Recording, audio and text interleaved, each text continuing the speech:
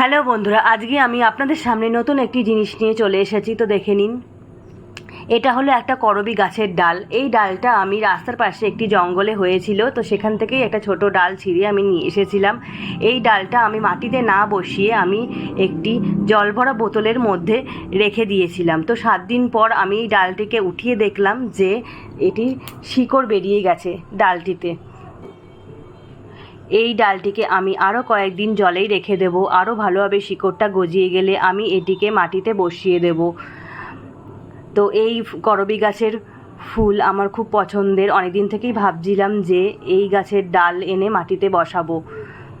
আপনারাও চাইলে এই পদ্ধতিতে করবী গাছের ডাল থেকে চারা করতে পারবেন। আজকের মতো এইটুকু।